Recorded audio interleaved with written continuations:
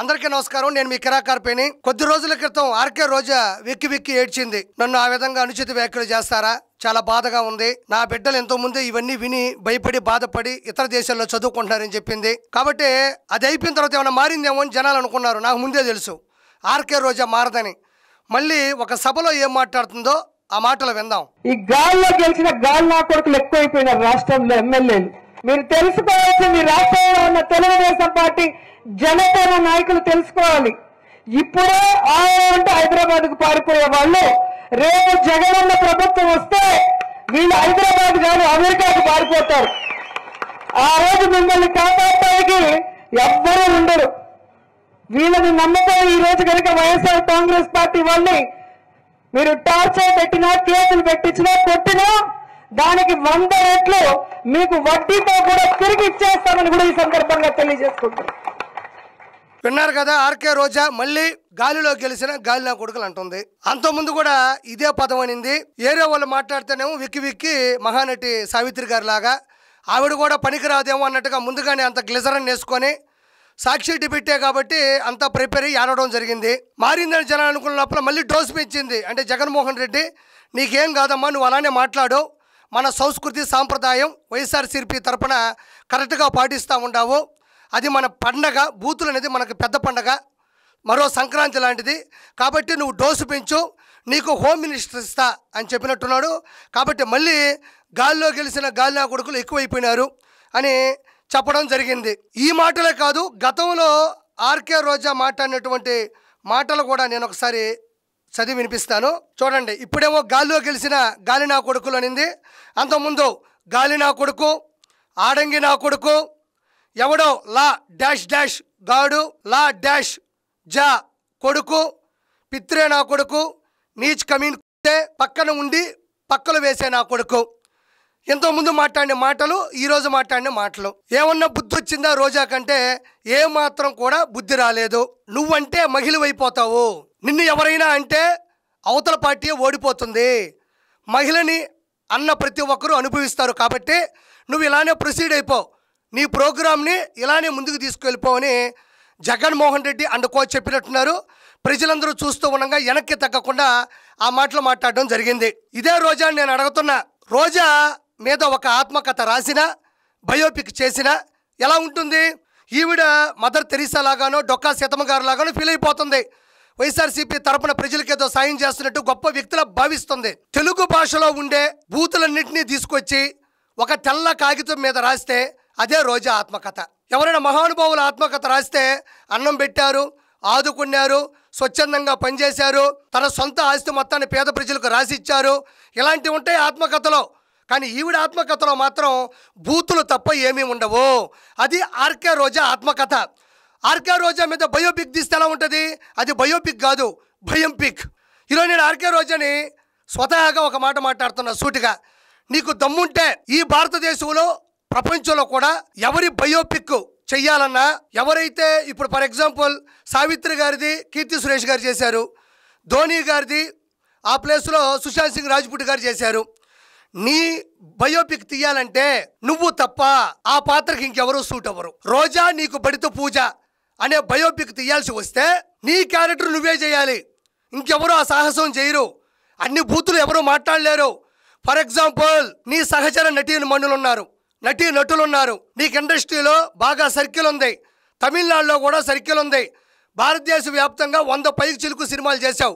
ఎవరైనా నీ పాత్రకి సూట్ అయ్యే నీ సహ నటీ నటుల్ని పిలిపించవు, నీ కథ మొత్తం వినిపించవు, ఈ సినిమాలో మీరు నటించాలి నా బయోపిక్లో అని అడుగు, ఒక్కరు కూడా రారు. నువ్వు భోజనానికి బిల్లు వస్తారు, షాపింగ్కి బిల్లు వస్తారు, మూవీకి బిల్లు వస్తారు, తిరుమల కొండ దర్శనానికి బిల్లు వస్తారు, కానీ నీ బయోపిక్లో నటించాలంటే మాత్రం ఎవరు ఆ దరిదాపుల్లో కూడా ఉండరు. ఇంకొక చరిత్ర నీకు మొదలవుతుంది. ఎవరైనా తన బయోపిక్ చేసేటప్పుడు అదే హావభావాలు, face cuts, language, body language ఇవన్నీ ఉండే వాళ్ళ చేత నటింపు చేస్తారు. అది ఇంట్రెస్ట్ గా ఉంటే జనాలు నచ్చితే సూపర్ డూపర్ హిట్ అయినటువంటి చిత్రాలు కూడా ఉన్నాయి. కానీ నీ బయోపిక్ లో నువ్వే నటించాల్సినటువంటి సందర్భం రాబోతుంది. అంత స్థాయికి దిగజారిపోయినావు. నిన్ను ఎవరైనా ఏదైనా అంటే చాలు, ఈ మధ్యలో కొత్త పాట ఒకటి స్టార్ట్ చేసావు, 4 పదాలు వాడతావు. నేను స్టార్ హీరోయిన్, డైరెక్టర్ భార్యని, ఎక్స్ మినిస్టర్, ఎక్స్ ఎమ్మెల్యేని. ఏమ్మా బూతులు తిడుతున్నావు సభ్య సమాజంలో తప్పు కదా అంటే, నేను ఒకప్పుడు స్టార్ హీరోయిన్ అంటావు. తిరుమల కొండ మీద టికెట్లు అమ్ముకొని కోట్ల రూపాయలు సంపాదించావు తప్పు కదా అంటే నేను ఒక డైరెక్టర్ భార్యని అంటావు. అడ్డదిడ్డంగా అన్నదమ్ముల సాక్షిగా 3,000 కోట్ల రూపాయలు చలామణి చేశావు అంటే నేను ఎక్స్ మినిస్టర్ అంటావు. నగిరిలో ఏ మాత్రం అభివృద్ధి పనులే చేయలేదు అంటే నేను ఎక్స్ ఎమ్మెల్యే అంటావు. నీతో ఎట్ట యాగాలా అంటే ఈ 4 పాత్రలు జనాలకి వినిపించినంత మాత్రాన, చూపించినంత మాత్రాన జనాలు నీకు ఓట్లేస్తారనుకుంటున్నావా?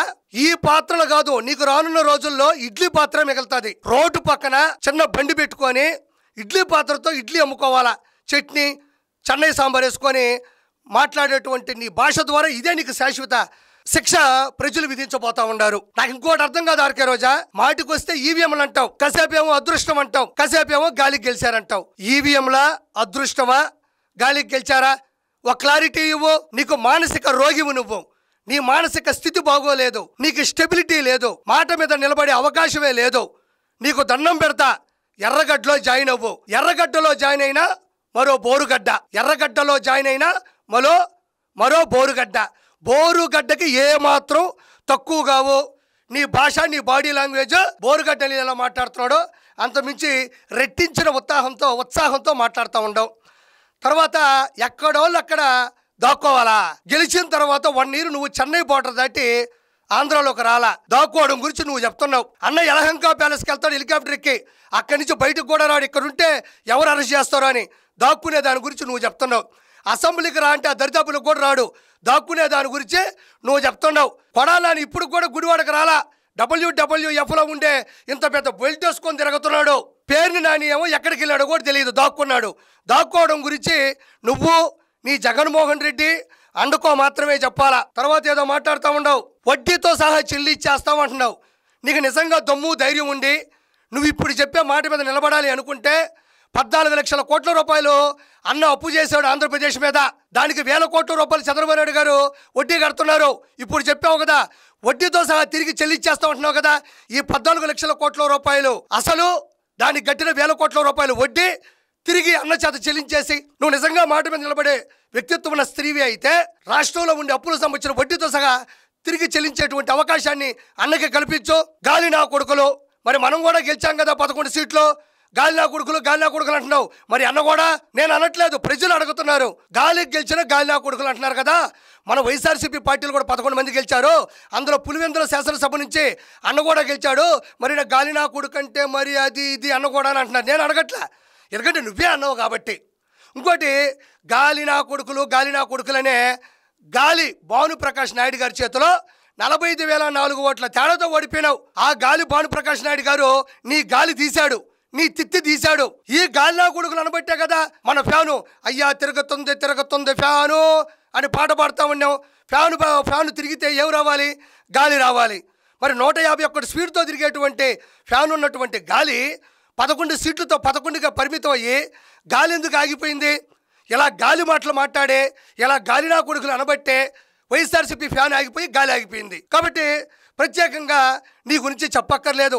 నిన్నగాక మొన్నే కదా వెక్కి ఏడ్చావు, నా బిడ్డ బాధపడుతుంది, ఫారిన్కి వెళ్ళిపోయింది. మరి నువ్వు మాట్లాడితే సుమతి శతకాలా, వేమన పద్యాలా, చాగంటి గారి ప్రవచనాలా? మరి నువ్వు మాట్లాడివేంటి? డోసు పెంచుకుంటూ పోతా ఉండవు, ఏదో అన్న హోమ్ మినిస్టర్ ఇస్తాడు అని. ప్రజాక్షేత్రంలో, ప్రజాస్వామ్యంలో ప్రజల ఓట్ల చేత గెలవాలనుకున్న వాళ్ళు ప్రజలకు నచ్చేటువంటి భాష మాట్లాడాలి, ప్రజలకు నచ్చేటువంటి పనులు చెయ్యాలి, ప్రజలకు నచ్చేలా బిహేవ్ చెయ్యాలి. ఈ మూడింటికి నువ్వు అతీతం కాబట్టే మన గాలి భానుప్రకాష్ నాయుడు గారు నీ గాలి తీశాడు. నువ్వు మళ్ళీ గాలి నా కొడుకులని మాట్లాడటం జరుగుతూ ఉంది. ఇది ఎంతవరకు కరెక్ట్ అనేది ప్రజలు రానున్న రోజుల్లో నీకు 100% ఆ న్యాయాన్ని నీకు ఇస్తాడు. నువ్వేం టెన్షన్ పడబాకు. అక్కడ జరగాలి, ఇక్కడ జరగాలి, వీకెండ్ వస్తే హైదరాబాద్ వెళ్తారు అని చెప్తున్నావు. నువ్వా మాట్లాడేదా? చెన్నై బార్డర్ దాటి ఆంధ్రాలోకి అడుగు పెట్టాలంటే చెమట్లు పడతాయి. నువ్వు మాట్లాడుతున్నావా? బెంగళూరు బారుల్లో తాగుతావు, చెన్నై పబ్బుల్లో ఎగరతావు, దిగిన తర్వాత నెగిరికొచ్చి ఊరు ఎగతావు. నువ్వు మాట్లాడాలా? ఇటలీలో మోకాలు పైదాకు వరకు చిన్న డ్రెస్సులు వేసి టాటూ కనబడేటట్టు తిరిగింది ఎవరు? నువ్వు కాదా? నువ్వు కూడా మాట్లాడుతూ ఉండవా? 3,000 కోట్ల రూపాయలు సంపాదించి చెన్నైలో, మద్దూరులో, మైసూరులో, ఢిల్లీలో డబ్బులు ఆదా చేసి అక్కడ పెట్టుబడి పెట్టింది ఎవరు? నువ్వు కాదా? మరి ఇతర రాష్ట్రాలకు ఎందుకు వెళ్ళావు? 3,000 కోట్ల రూపాయలు నీకు దమ్ముంటే నగిరిలో పెట్టకపోయావా? నువ్వు కూడా మాట్లాడుతున్నావా? మళ్ళీ ప్రజలారా, ఈ హరిహర వీరమల్లు గురించి పవన్ కళ్యాణ్ గారు నిన్న మాట్లాడటం జరిగింది. ఆయన ఏం మాట్లాడారో ఒకసారి విందాం. ఇవన్నీ చెప్పాను అనుకోండి, ఈ పవన్ కళ్యాణ్ ఏ ఊరు వెళ్ళినా కనిగిరి వెళ్తే కనిగిరిలో పెరిగానంటాడు, వైజాగ్ వస్తే వైజాగ్లో పెరిగానంటాడు. కానీ నేనేం చేస్తాను, అందుకే నా పేరు పవనం. నేను తిరుగుతూ ఉంటాను, వెళ్తూ ఉంటాను. మనం పవనాలైతే అవి కూపస్తా మండూకాలు ఇలాగే మాట్లాడతారు. బావిలో కప్పలు గిరిగీసుకొని కూర్చుంటే వాళ్ళకి అర్థం కావు. పవనం తాలూకు శక్తి వాటికి అర్థం కాదు. పవనం సర్వంతర్యామి. ఇక్కడ పవన్ కళ్యాణ్ గారు ఏమన్నారు, నేను ఏ చోటుకి వెళ్తే ఆ చోట్లో పెరిగాను పుట్టానని చెప్తూ ఉంటాడు అన్నాడు. బాపట్లో పుట్టారు కాబట్టి బాపట్లో నా జన్మస్థలం అని చెప్తారు. నెల్లూరులో వాళ్ళ నాన్నగారు హెడ్ కానిస్టేబుల్గా ట్రాన్స్ఫర్ అయ్యారు, అక్కడికి వచ్చారు. అక్కడే విఆర్ లా కాలేజీలో నాగబాబు గారు చదువుకున్నారు. చిరంజీవి గారు స్టార్ హీరో అయినప్పుడు కూడా అక్కడి నుంచే వెళ్తూ ఉండేవారు. ఇప్పటికీ ఆయన యొక్క గత స్మృతులన్నీ కూడా అక్కడ ఉన్నాయి. అదేవిధంగా నాగబాబు గారు కూడా అక్కడే చదువుకున్నారు. పవన్ కళ్యాణ్ గారు కూడా చిన్నప్పుడు విద్యాభ్యాసం అక్కడ చేశారు. విశాఖపట్నంలో సత్యానంద గారి ఫిల్మ్ ఇన్స్టిట్యూట్లో ఆయన యాక్టింగ్ నేర్చుకున్నారు కాబట్టి విశాఖపట్నంలో కొన్ని రోజులు ఉన్నారు. చెన్నైలో బంధువులు ఉన్నారు, పాత ఇండస్ట్రీ కూడా ఉన్నింది అక్కడే కాబట్టి చిరంజీవి గారి షూటింగ్లకు ఆయన ఇల్లుండొచ్చు కాబట్టి చెన్నై గురించి చెప్పుంటారు. అందులో తప్పే ఉంది. మన జీవితంలో, మన ప్రయాణంలో, మన గమనంలో, మన పయనంలో వివిధ రకాల అయినటువంటి అంశాలు వివిధ రకాల రాష్ట్రాల నుంచి వివిధ దేశాల్లో కూడా అనుసంధానం అయి ఉంటుంది. అందులో తప్పే ఉంది. ఆయన అన్న దాంట్లో అసలు ఒక్కటి కూడా పొరపాటు లేదు కదా. ఎక్కడికి వెళ్తే అక్కడికి వెళ్ళి చెప్తాడు అంటే ఆంధ్రప్రదేశ్లో 10 జిల్లాల్లో ఆయన తిరిగాడు. దానికి సంబంధించినటువంటి ఆయన జ్ఞాపకాలు నెమరేసుకుంటున్నారు. అందులో తప్పే ఉంది. ఇప్పుడు మీ కూతురు ఇటలీలో చదువుకుంటుంది, మీ అమ్మాయి ఎక్కడ చదువుకుంటుందంటే ఇటలీలో చదువుతున్నది, నేను వెళ్ళి ఇటలీకి వెళ్ళి చూశాను అంటావు. మీ ఆయన చెన్నైలో పెద్ద డైరెక్టరు, మరి నువ్వు చెన్నైకి వెళ్ళాల్సి వస్తుంది. మీ అబ్బాయి ఢిల్లీలో చదువుకుంటున్నాడు, ఢిల్లీకి వెళ్ళాల్సి వస్తుంది. మరి ఎక్కడ చదువుతున్నాడు అన్నప్పుడు ఆ ప్రదేశం, ఆ దేశం, ఆ రాష్ట్రం అవి ఎవరైనా చెప్పుకుంటారు. దానికి తప్పే ఉంది. ఆయన జీవితంలో ఉండే అంశాలు ఇదేమన్నా అన్యాయమా, అక్రమా, ఇదేమన్నా భూత, లేకపోతే ఇలా చెప్పడం వల్ల ప్రజలు ఏమన్నా ఓట్లేస్తారా? ఆయన ఏ ప్లేస్కి వెళ్తే ఆ ప్లేసు సరిగ్గా తగినటువంటి జ్ఞాపకాలు నెమరేసుకుంటున్నారు, ఆయన చెప్పుకుంటున్నారు. ఆయన మీరు పదే పదే చెప్పడం వల్ల 100% మీరు కప్పలు, బావిలో కప్పలే కాబట్టి మీరు ఎక్కడెక్కడే తిరుగుతుంటారని చెప్పాడు. అందులో తప్పే ఉంది. దానికి ఆర్కే రోజా ఒక ట్వీట్ చేసింది అనుకుంటా. అసలు ఇలాంటి ట్వీట్ ఆయన ఎలా మాట్లాడినారు, నువ్వు ఎలా మాట్లాడుతుండవు, ఇది మనుషులు ఎవరైనా ఇంత జుగుప్సాకరమైనటువంటి ట్వీట్ చేస్తారా, ఇలాంటి మెసేజ్ పోస్ట్ చేస్తారా? నోటుకొస్తే ఎబ్బెట్టైన మాటలు, జుబుప్సాకరమైనటువంటి పోస్టులు. ఆయన అన్న మాటకి నువ్వు పెట్టింది అపాన వాయువు అంతటా ఉంటుంది కానీ ఏమి లాభం. దీని అర్థం కూడా నేను చెప్పను. చాలా జుగుప్సాకరమైనటువంటి మాట ఇది. ఇది ఒక పోలిక. ఆయన చెప్పిన దాంట్లో నిజంగా అబద్ధం ఏమన్నా ఉంటే, ఏమయ్యా పలానా చోట నువ్వు తిరగలేదు కదా ఎందుకు చెప్పావని అడగాల. అది కూడా ప్రజలకు అవసరం లేదు, నీకైతే అసలు అవసరం లేదు. ఇదేంది ఈ పద్ధతి నాకు అర్థం కావడం లేదు. నీకు ఎవరు ఈ గైడెన్స్ ఇస్తున్నారు? ఈ భాష, ఈ వల్గర్ లాంగ్వేజ్, ఈ సోషల్ మీడియాలో ఈ పోస్టులు నీ పిల్లలు కానీ, నీ భర్త కానీ, నీ సాటి హీరోయిన్లు కానీ, ప్రజలు కానీ చూడరా? ఇదేమన్నా చెవులో చెప్పిందా, గోడ మీద రాసిందా? ఎందుకు ఇంత దిగజారిపోతున్నావు? ఓకే, ఇది నేను చదివి వినిపించాను, మీ విలువైనటువంటి కింద కామెంట్లో పెట్టండి, నేను ఇంకా అడగదలుచుకోవాలా. దీనికి ఏమన్నా అర్థం ఉన్నటువంటి కామెంట్ రోజా ఇది. అందుకనే నీ నోరుని డ్రైనేజ్తో పోలుస్తారు, నోరేమో డ్రైనేజ్ కంపుతో పోలుస్తూ ఉంటారు. మరి ఎందుకో నాకు అర్థం కావడంలే. ఈవిడ అసలు ఒరిజినల్గా ఇలా మాట్లాడుతుంది కదా, ఇవి ఏమన్నా చదువుకుందా అని చెప్పేది ఒకసారి చూసా. ఒకసారి డిస్ప్లేలో చూడండి, వికీపీడియాలో కూడా ఉంది ఇది. She got her bachelor's degree in political science from Shri Padmavati women's university Tirupati, Roja learned Kuchipudi and was performing in dance before she entered films. తిరుపతిలో ఉండేటువంటి శ్రీ పద్మావతి మహిళా యూనివర్సిటీ, ఉమెన్స్ యూనివర్సిటీలో bachelor's degree in political science చదివావు. పొలిటికల్ సైన్స్ చదివినప్పుడు పొలిటికల్లోకి సంబంధించినటువంటి ఎలా ఉండాలి, మన సిచ్యువేషన్ ఎలా ఉండాలి, మన విధి విధానాలు ఎలా ఉండాలి, ఎదుటి వ్యక్తితో ఎలా మాట్లాడాలి అనేది కొంచెమైనా నీకు ఎందుకు రాలేదు? ఇంత చదువు చదివావు. భారతదేశంలోనే ప్రపంచంలోనే వన్ ఆఫ్ ద బెస్ట్ మహిళా యూనివర్సిటీ ఇది శ్రీ పద్మావతి. అంత పెద్ద యూనివర్సిటీలో చదివిన నీకు చదువు అబ్బిందో లేదో తెలియదు కానీ సంస్కారం, సభ్యత మాత్రం నీకు అలవాటు అవ్వాల. ఏ యూనివర్సిటీలో అయినా, ఏ కాలేజీలో అయినా, ఏ స్కూల్లో అయినా, ఏ ట్యూషన్ దగ్గరికి వెళ్ళినా చదువు నేర్చుకునేది సభ్యత, సంస్కారం కూడా రావాలని. చదువు మాత్రం చదివినావు, నీకు సభ్యత, సంస్కారం ఎందుకు రాలేదు? నేను పెంపకం గురించి కూడా మాట్లాడదలుచుకోవాలి. ఎందుకంటే మీ కుటుంబంలో ఎవరు ఆ విధంగా మాట్లాడరు, నీ ఒక్కదానికే ఆపాదిస్తున్నారు అందరూ కూడా. మళ్ళీ Kuchipudi and was performing in dance before she entered films.